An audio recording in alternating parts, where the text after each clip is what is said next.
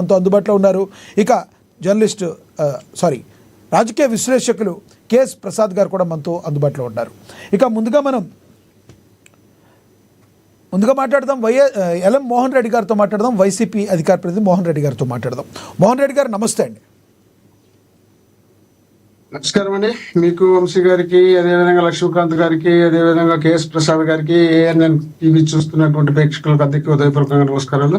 నమస్తే సార్. ఏంటి మోహన్ రెడ్డి గారు ఇప్పుడు అంబటి రాంబాబు గారిని 14 రోజులు రిమాండ్లో పెట్టారు.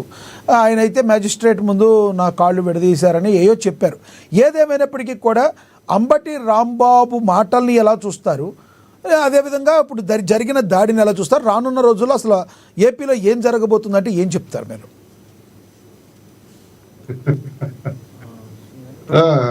అధికారంలో ఉన్న వాళ్ళు అధికారం వాళ్ళ చేతిలో ఉంది, పోలీసులు వాళ్ళ చేతిలో ఉన్నారు. అధికారం వాళ్ళు సక్రమంగా వినియోగించుకొని పని చేస్తే ఈ పరిస్థితి వచ్చేది కాదు. వాళ్ళు సక్రమంగా వినియోగించి పని చేయలేదు కాబట్టి మేము దాని తప్పులు ఎత్తి చూపిస్తున్నాం కాబట్టి, ఆ తప్పు ఎత్తి చూపించడం వాళ్ళకి సహించలేదు కాబట్టి, సహించినప్పుడు దానికి ప్రతిగా ప్రతి దాడులు, ఆ తర్వాత కేసులు, ఆ తర్వాత చూతిమించిపోతే కొంపలు అన్ని కాల్చడాలు, బాంబులు వేయడాలు, బండ్లు పాలగొట్టడాలు, వాళ్ళ జీవితాలతో ఆడుకోవడాలు, వాళ్ళ కుటుంబాలను సర్వనాశనం చేయాలని ఒక ఎత్తుగడ వేసుకోవడాలు. మరి చరిత్రలో ఎక్కడ ఏ రాష్ట్రంలో కూడా ఇంత దారుణంగా ఇంత దరిద్రంగా తయారైనటువంటి చరిత్ర ఆంధ్రప్రదేశ్లో ఈ 2 ఏళ్ళు కూడా కాలేదు. 2 ఏళ్ల లోపలనే ఇంత పెద్ద ఎత్తున జరుగుతుందంటే ఇంకా భవిష్యత్తులో ఏం జరుగుతుంది అనేది వాళ్ళ చేతుల్లో ఉంది. వాళ్ళు ఇష్టం వచ్చినట్టు వాళ్ళు నడుచుకుంటా పోతున్నామంటే ఇంకా తర్వాత జరిగే పరిణామాలను కూడా వాళ్ళు కూడా పరిగణలోకి తీసుకోవాల్సిన అవసరం ఉంటుంది. ఈ రోజు జగన్మోహన్ రెడ్డి గారు పరామర్శకు వస్తున్నాడంటే వాళ్ళ ఇల్లు కాల్చేసినారు, ఆ కుటుంబ సభ్యులను మాట్లాడించాలి, ఆయన తీసుకుపోయి జైల్లో పెట్టారు, కొట్టిన వాళ్ళని పక్కన పెట్టుకున్నారు, కొట్టించుకున్న వాళ్ళను ఇల్లు కాల్చించుకున్న వాళ్ళని తీసుకుపోయి జైల్లో పెట్టి అక్కడ పోలీసులతో మళ్ళీ కొట్టించి అక్కడ పోలీసులతో కూడా చిత్రహింసలు పెట్టించే కార్యక్రమం చేపడుతున్నారు. కాబట్టి కానీ ఒక పార్టీ అధ్యక్షుడిగా మా పార్టీకి సంబంధించినటువంటి మాజీ మంత్రిగా ఆయన వాళ్ళ కుటుంబాన్ని ఓదార్చాల్సిన బాధ్యత పార్టీ అధ్యక్షుడిగా జగన్మోహన్ రెడ్డి గారు తీసుకున్నారు. కాబట్టి ఆడికి ఉదయం 10 గంటలకు బయలుదేరినాడు. దాదాపు 10-10:30 ఆ ప్రాంతం. మోహన్ రెడ్డి గారు ప్రజాస్వామ్యంలో ఎవరైనా కూడా చట్టాన్ని తమ చేతుల్లో తీసుకోకూడదు, ఇళ్ల మీద దాడులు చేయడం 100% తప్పు. అయితే బాధ్యత తీసుకున్న జగన్మోహన్ రెడ్డి గారు ఒక వైసీపీ నేత కుటుంబాన్ని ఇలా జరిగిందని ఆయన అరెస్ట్ చేసినందుకు బాధ్యత తీసుకున్న జగన్మోహన్ రెడ్డి గారు రాంబాబు గారు మాటలను కూడా బాధ్యతగా తీసుకుంటే బాగుండేది కదా. రాంబాబు గారు మీరు ఇలా మాట్లాడకుండా ఉండని ఆ రోజు ఒక మాట గాను, ఒక ఎక్స్లో ఒక పోస్ట్ గాను మీరు ఎందుకు ఇలా మాట్లాడారు, సమయంను పాటించాలి అని ఒక మాట కూడా బాధ్యతగా తీసుకుంటే బాగుండేది కదా, కాదంటారా మీరు?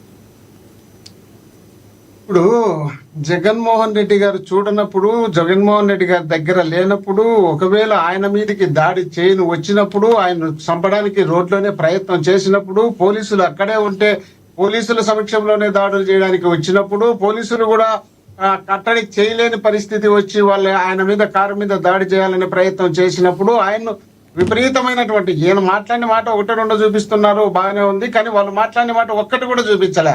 వాళ్ళ భాష, వాళ్ళ దాడులు, వాళ్ళ మీదికి రావడాలు ఇవన్నీ చూసినప్పుడు ఆవేశంతోనో ఆవేదనతోనో భరించలేకనో ఒక మాట మాట్లాడినా నేను అని చెప్పి బయట ఇంటికి వచ్చిన తర్వాత ప్రెస్ మీట్ పెట్టి డైరెక్ట్ చెప్పినాడబ్బా. ఆయన సారీ అని చెప్తే మళ్ళీ జగన్మోహన్ రెడ్డి గారు తీసుకొని ఏం చెప్పాల్సి వచ్చింది?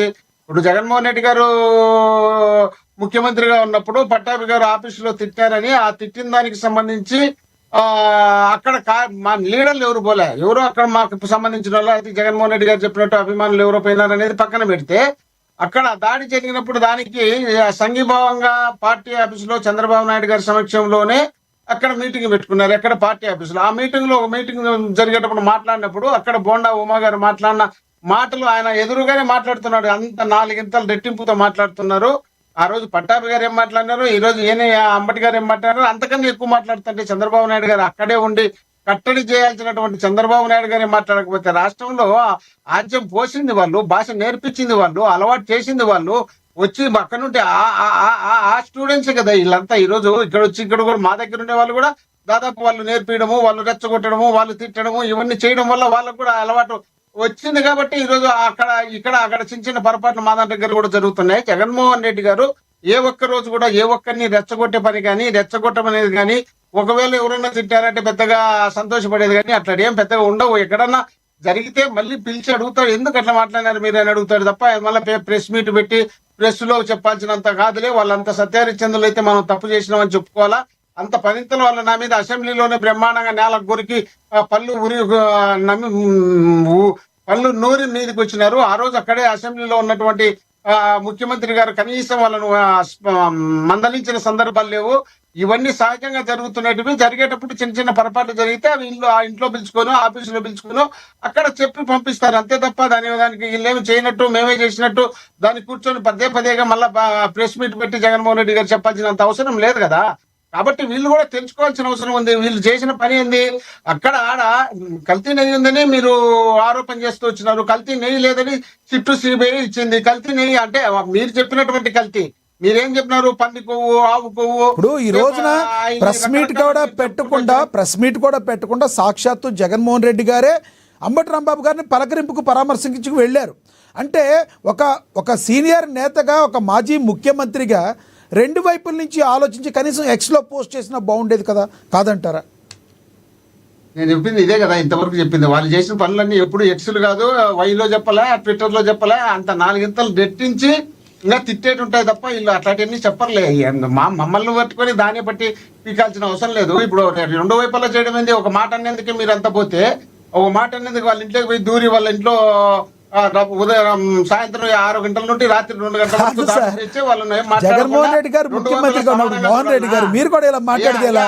కాదు సార్, ఒక మాట కాదు ఒక మాట వినండి. దీనికి ఏం చెప్తారు మీరు చెప్పండి. ఇప్పుడు జగన్మోహన్ రెడ్డి గారు ముఖ్యమంత్రి కేంద్ర మంత్రిగా కాదు సార్, జగన్మోహన్ రెడ్డి గారు ముఖ్యమంత్రిగా ఉన్నప్పుడు మనోభావాలు దెబ్బతింటే ఆ రకంగా చేస్తారు, తప్పేంటి అని టీడీపీ కేంద్ర కార్యాలయం మీద దాడి చేసినప్పుడు ముఖ్యమంత్రి గారే అన్నారు కదా ఆ రోజున.